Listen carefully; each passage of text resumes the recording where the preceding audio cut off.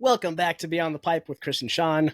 This is going to be a fun episode about palate fatigue and tastes and trying new tobaccos and all sorts of cool stuff. But first, we're going to start off with the most exciting topic we've ever had, Oblivion Remastered.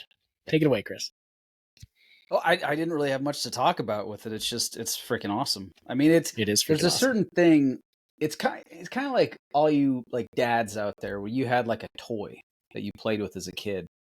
And then like when your son is like 10 years old or 15 or whatever, then he starts having like an interest in that same thing and you just get that.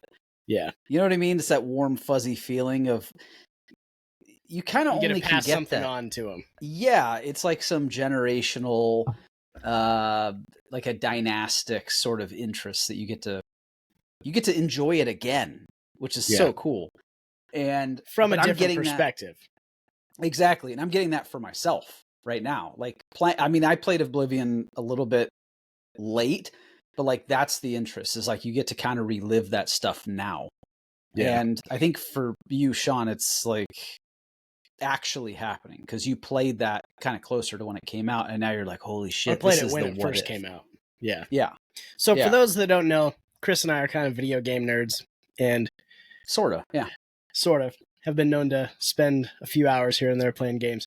Oblivion came out nearly 20 years ago, and it was just like a milestone in the way open world gaming was going to be for that genre.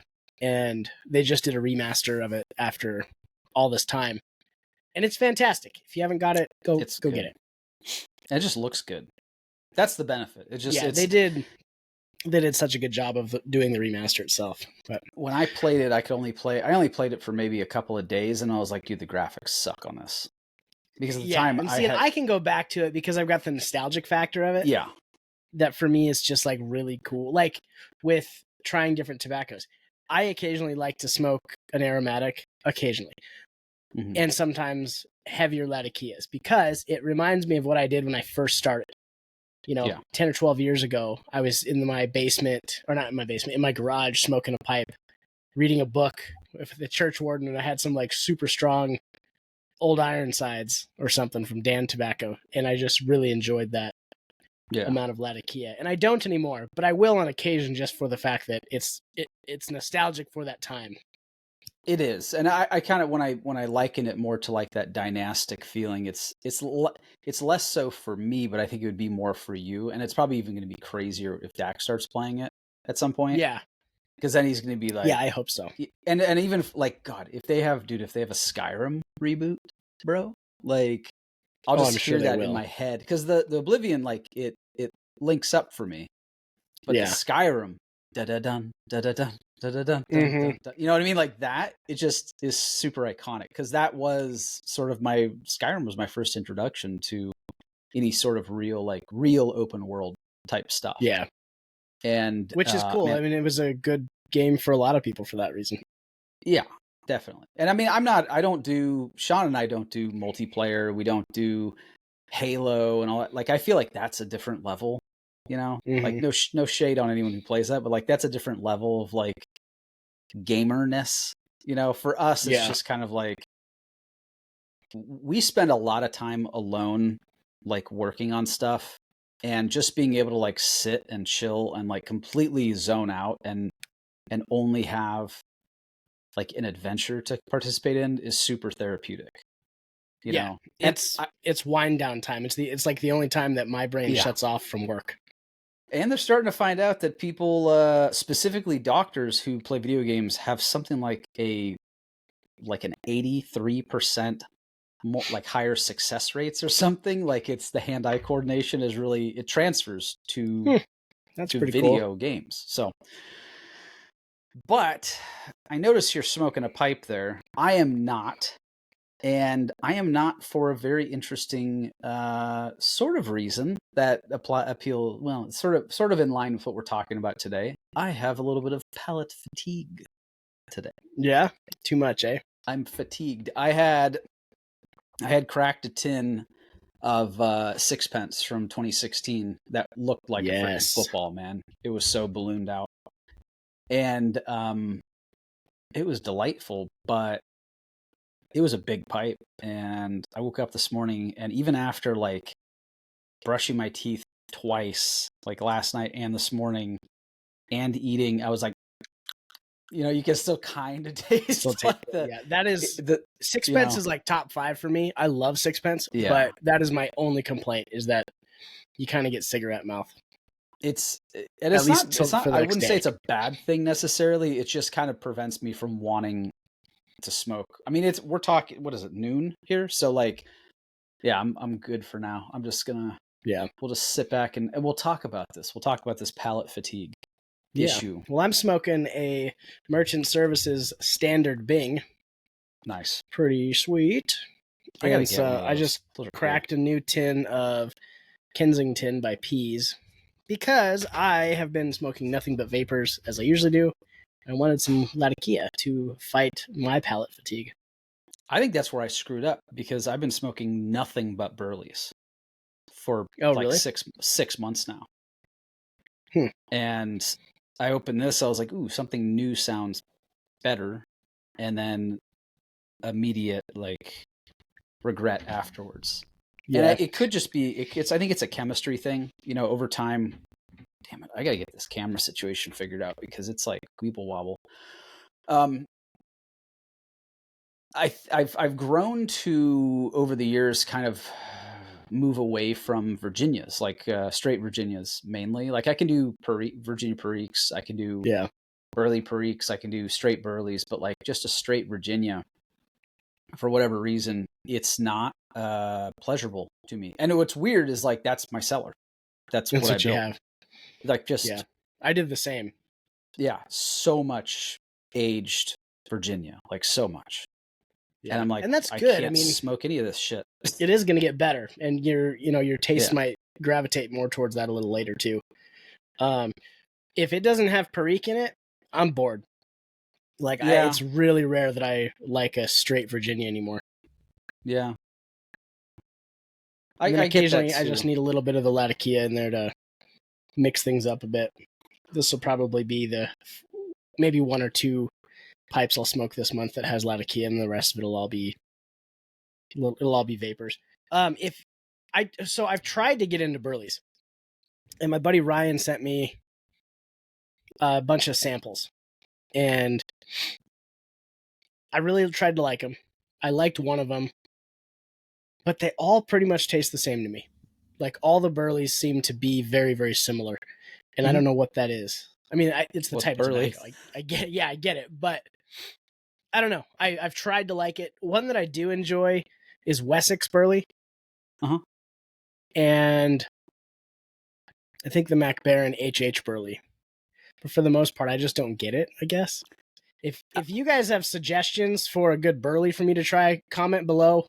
Let me know what I should be trying, because I want to like Burleys. Maybe I'm just not a Burley guy, but I'm attempting it. I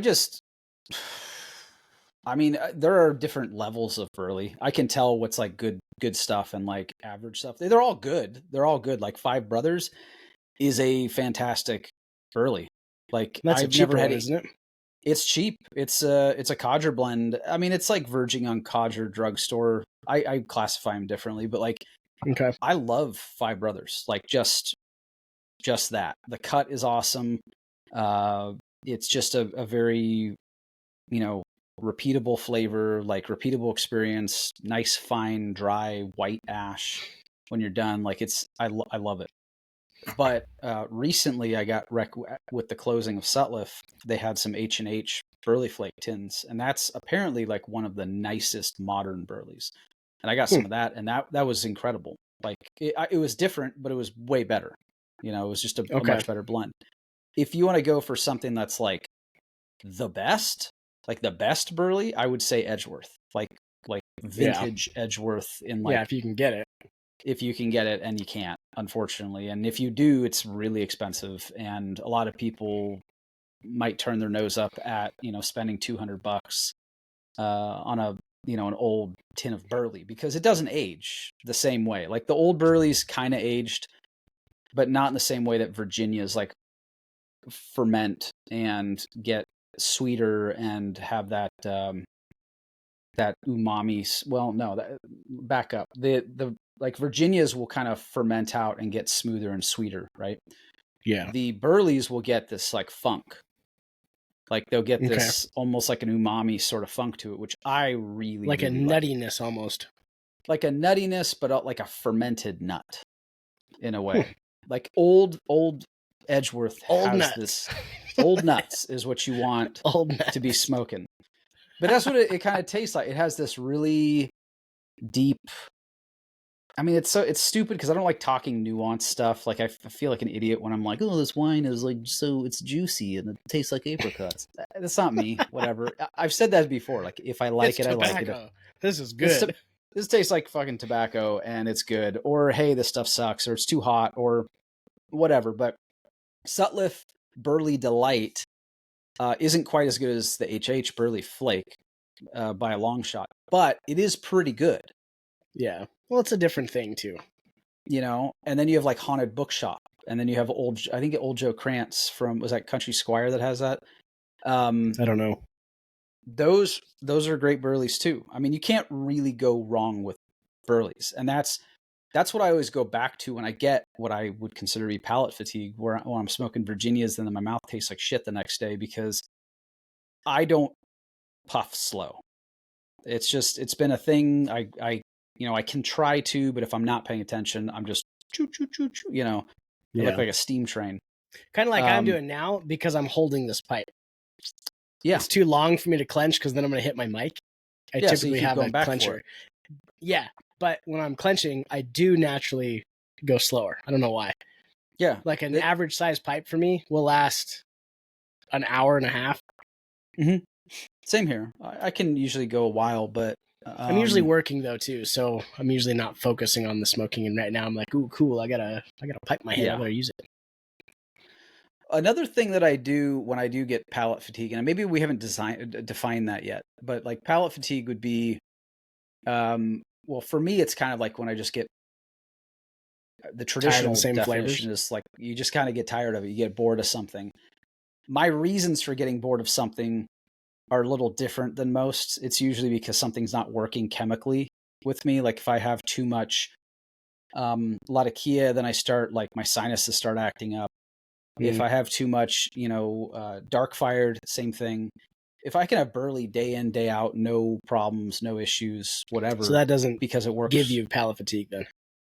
No, and that's what I go back to. So if I start venturing off into these like side quests with, like sixpence or penny farthing or, some McClellan stuff or whatever, I'll always come back to Burley as like a reset because it's almost like your vanilla ice cream.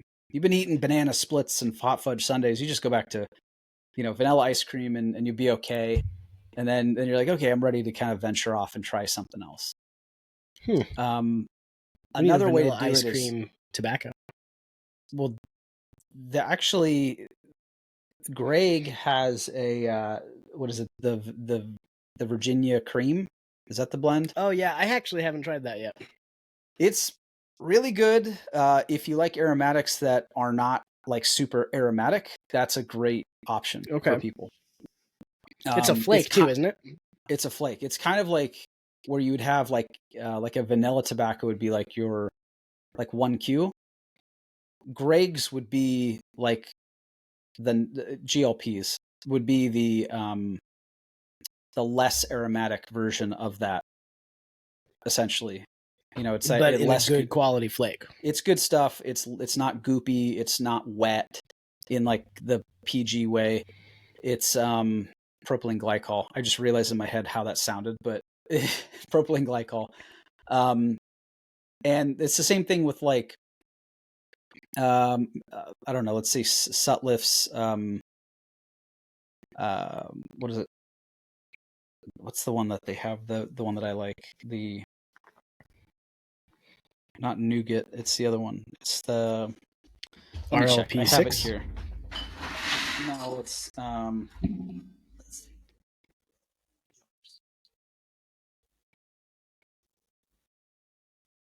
Sutliff's vanilla custard cream, and then McBaron.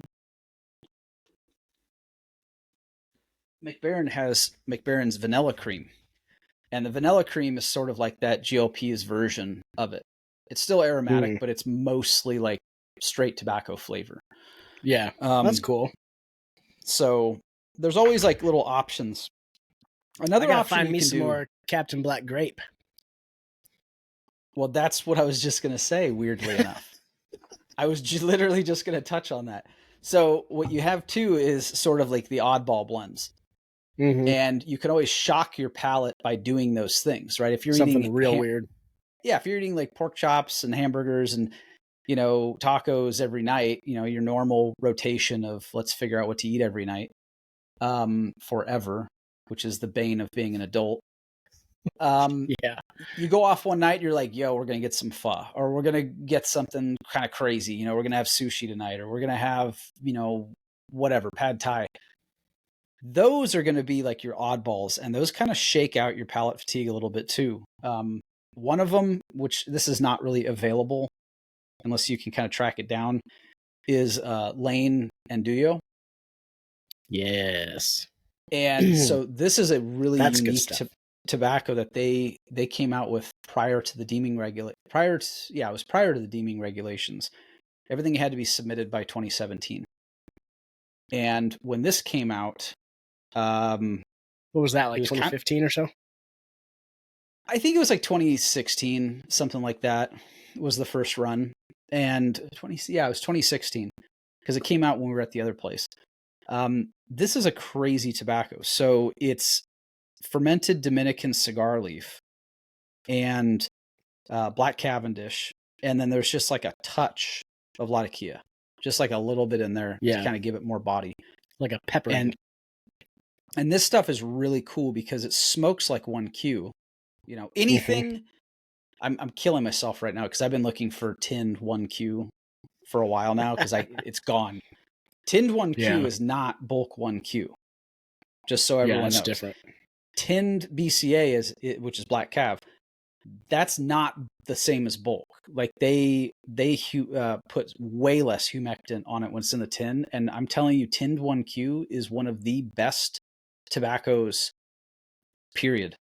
Like if you are okay with aromatics, it is so good.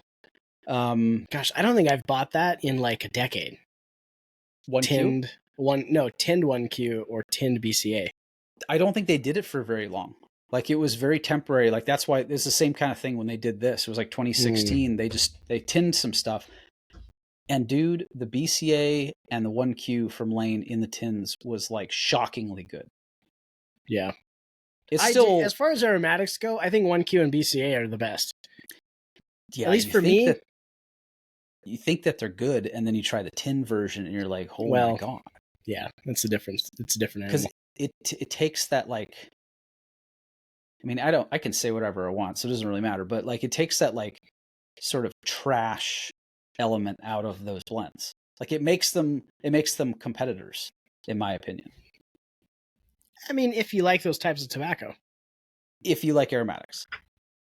Yeah. And I'm not saying like I think it's important trash. to have, it just has. I think it's important to have some aromatics occasionally, though. Like a lot of people start with aromatics, and there's nothing wrong with that. If you enjoy it, enjoy whatever the hell you want to enjoy. But I think as far as somebody that has, you know, more tobacco than I'll ever smoke, I enjoy the fact that I can have the, you know, back here. Dick.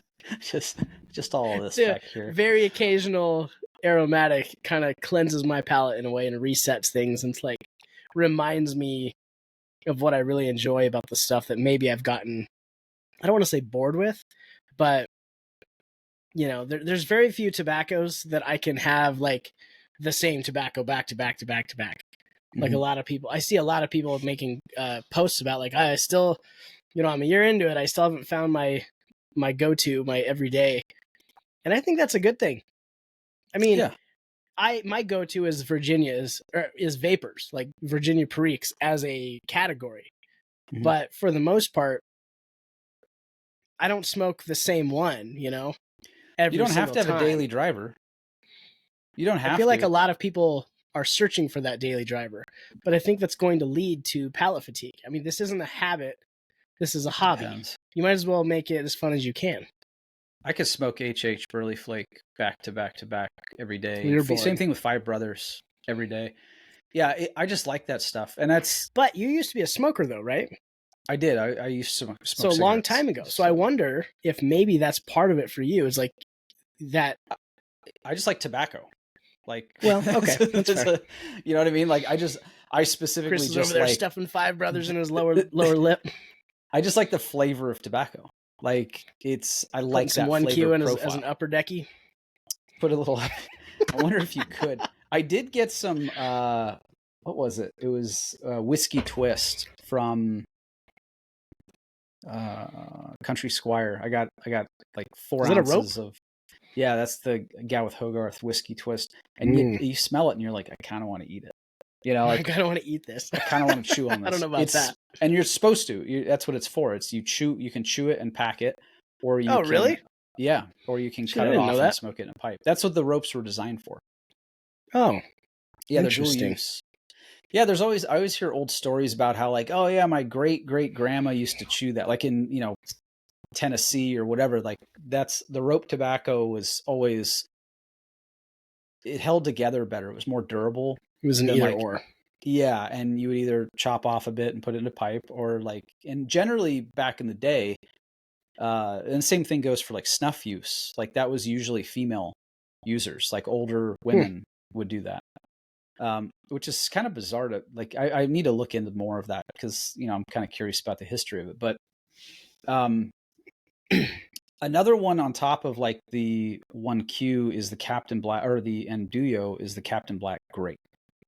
Which yes. I have to say again, I have the first YouTube review of it. I did the first one. It's on our channel. That's on this channel, yeah. On this channel. It used to be my channel, but we ended up making it the Beyond the Pipe channel for a variety of reasons. And dude, Captain Black Grape got so much shit in the beginning. Like, they were like, what's this? This is so stupid. And I was like, I'm going to do a review. Right out of the box, first time I had it, you know, let's just see what happens out of the pouch. And I'm telling you right now, the sentimental nature of that flavor profile blew me away. Yeah. I remember as a kid going down to a place that's here in town called Collector's Corner, which oddly enough was run, unbeknownst to me, by my now neighbor, Mike. He owned the store, and it was a charity, like a nonprofit store. So he dealt in comics and like baseball cards and basketball cards and stuff like that. And all of his profit would go to charity, which he later, I mean, recently told me this. You know, he's a huge memorabilia guy. And at the time I was like really into like comics and Marvel cards and all kinds of stuff. And I'd go down there and they had this big bucket. And I think every shop had this. They had a big bucket of Bazooka bubblegum, the little square, you know, rectangular tiles of Bazooka bubblegum. And you pull out, you know, I'd always pull out the grape ones and you pop it in. It's that flavor. Yeah. It's not kind of like that bubblegum flavor. That's what it is. It is literally that artificial flavor profile, and it brings you back immediately. And it's somehow not goopy. It's not goopy. It's one of the few blends that when you smoke it, it tastes just like that. It smells just like it. Like, I'm not entirely sure that like whatever's in that is like something you should be smoking on a daily basis. Like, it's probably not super good for you. It's all on fire. It's all carcinogens. But it doesn't really matter. But like, it's so dead.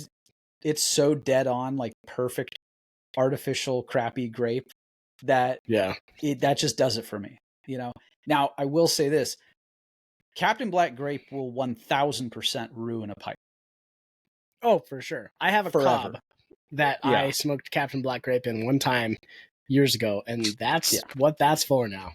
That's it. You dedicate a pipe. I would recommend getting a cob for it. If you feel like, you know, wasting a bones on it, that's fine. I mean, I don't consider it wasteful, but like it will kill a pipe. That's what it's going to be. You're never going to not taste that grape in any blend, even 10 years down the road. Like, it's there forever. Yeah. But it is something. Same thing with Lakeland blends. That's what that does for me. I don't smoke Lakelands because of that. I don't either. I'm like allergic to it. Freaking gross. There's a lot of people that Sorry, really enjoy Neil. it, but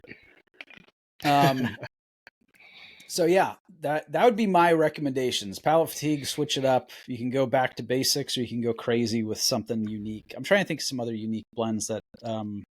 Vermont meat candy from Pipes and Cigars. Dude, that's an old one. I haven't had that in a long time. That was a weird one. Pine Barrens? No, Pine. Oh, damn. What was it called? That doesn't Pine sound Hollow. familiar. There's another one that Russ did at Pipes and Cigars. It's Pine something, and I shit you not, it tastes like Pine Sol. Like, I don't think that would be good. No, it's not gross. Like, it's really it kind of tastes like I'm tasting pine sol, I think the point was like walking through a pine forest, like that pine needle. Pipe tastes so clean. It's very astringent, like it kind of has this lemony, interesting, piney sort of peppery thing. It's really good, but it's so unique, it's super unique. And then of course, Vermont meat candy, that's maple and bacon. That's the flavor profile. Yeah, that was good. I do remember that. There's all kinds of weird stuff out there. And like, I encourage everyone to try them. I do encourage everyone to try them in not an expensive pipe. Like, get yourself a Bones, get yourself a Cobb, try it in something that like you can dedicate it to it, or you're not going to miss if it ruins the pipe. Because if you take, your handmade $400, whatever, and it'll ghost the pipe. All of these blends will. Yeah. Like even the Lane Andullo, like this is a very that'll ghost a pipe for sure. Pungent blend, but that cigar leaf in there is like, it's good stuff. Yeah. Well, I think the moral of this story is palate fatigue can happen, and if you don't care, cool. Just keep smoking your same one every day. It doesn't matter. Yeah. I smoked this. Try everything. Too fast. Yeah, try everything. Enjoy what we're doing. Share. I mean, I made friends with my FedEx driver the other day. He dropped off a heat pump, like a mini split, and I walked out there to meet him smoking a pipe. But he's like, dude, I smoke a pipe too. So I gave him a couple tins and a Cobb. And then the next day he delivered something else to me, and he brought me a tin of, I don't even know, it was something Sutliff. So I've seen buy lots of different types of tobacco for the fact that when you meet somebody new that is a pipe smoker, you can share with them. If it's something you don't like, maybe they'll love it. Yeah. So I think that's always some good advice. Pipe smokers here. It's weird. It's rare that we. I have one customer that lives sort of up the road from me, maybe two, like within like 5 miles, and that's it. And then everyone else, like, that's cool though. I saw one dude smoking a pipe, and he had just like an old Italian basket pipe, and he was smoking. I talked to him one time, and I think I've only ever seen like 2 people smoking a pipe anywhere around here. Yeah, I've seen like 3, maybe 4, but I don't ever see him again. There is one guy. So there's a guy in town. He denies that he's a pipe smoker, which is really funny because I've seen him. Like, he drives around in a Volvo convertible, smoking a pipe. Just it looks like a Peterson system. Oh, okay. And I've seen him like 3 times, and I know that it's him. And then I've introduced myself to him like at the grocery store, and he's like, "Oh, that's not me." I'm like, dude, what? Maybe he's like some famous guy. I don't think so. Like he's undercover. I guess he's under. Pipe smoking is his cover. Maybe it's like a costume. It's a disguise. Maybe he's afraid of his wife. Maybe that's what it is. Maybe he's afraid of his wife because, like, he's not allowed to smoke a pipe. I don't know. Yeah, that's funny. Yeah, maybe. Anyway, I think that's about it for this episode. Kind of a lot of ramblings, but just a short one, just to tide us over. Try a lot of tobaccos. Comment below. Let us know what your favorite tobaccos are, and let us know if you get palate fatigue, or if you bounce around enough it never happens, or if you just don't care and you're going to smoke the same thing every day. That's awesome too. I'll put out a different. Let's amend that request. Put down like the most unique tobacco you've ever tried. Okay. Yeah, do that too. I want to see some like interesting the weirdest stuff that nobody's ever heard of. Well, yeah, I mean the like something that I could Captain buy, Black sour grape. That doesn't exist. I'm just kidding. but something that I could buy, something I could actually like go out and buy. Yeah. That would be cool. Something unique. So, all right. I need a haircut, dude. Holy shit. You have no hair. Nah, I go shorter than this though. This is long. And I got look at all this gray. So what happens That's when you funny. have girls? You're all fucking old. So what happens when your 7-year-old takes a header into a chair and has to go to the ER last night? That's fun. Yep, you got like 6 more gray hairs just from that.